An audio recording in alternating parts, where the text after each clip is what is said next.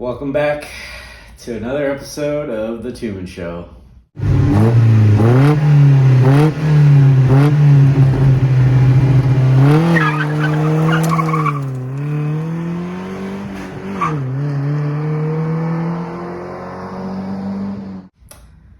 Yes, I am a king.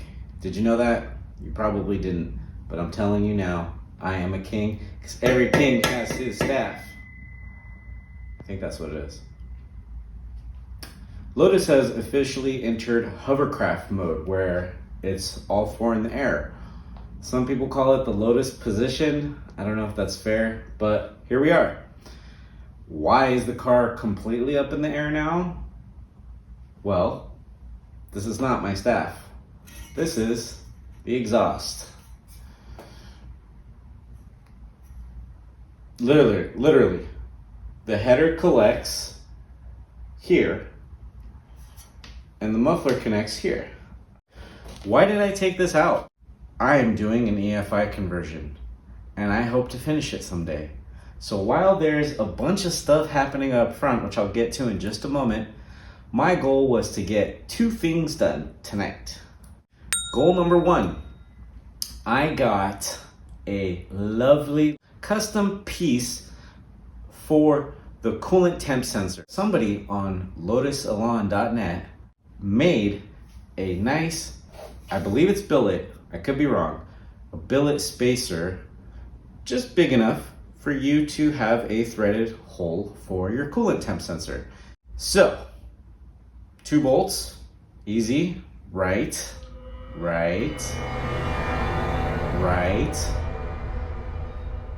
One of them broke. So now I get to extract a broken bolt from an aluminum head. Luckily, seems pretty accessible. I have all of 2.5 millimeters of bolt sticking out. So that'll be fun to extract. Not tonight's problem, future Simon's problem. Job 1 done? I guess? No. So not only was it not a problem for me, it wasn't a problem I was going to deal with. Now my friend, I just let him do the work, I let the camera run, and here we go. First we wanted to start by using an extractor. So what you saw was my friend drilling out the slot for the extractor, and here we're trying to actually get it out. But that sucker wasn't moving. We had applied heat earlier, and now we're trying to carefully extract it, but just with no confidence, we decided we needed to just drill and tap. Start completely fresh with new threads, and so we took our time slowly drilling it out to a bigger and bigger size until we ultimately busted out the tap and tapped it for a new hole. Outcome? Pretty good. Not perfect, but we are happy with it, though it didn't end up perfect, so still a little bit more work to do. The other thing that I need to do is eventually the exhaust needs an O2 sensor bung welded into the tailpipe. Best place to do it is right where all the header pipes collect into one single pipe, which happens to be right on the other side of this. So this little scribbling is where I got under there and marked it while it was still attached.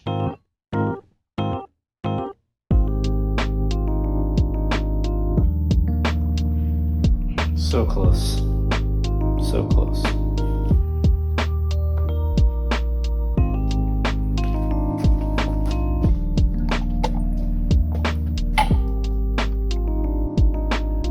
See if I can clean it up.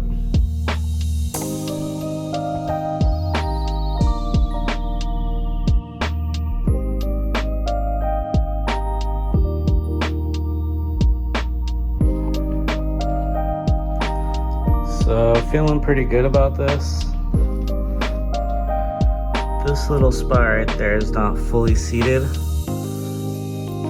but basically all the way around is pretty well seated inside there.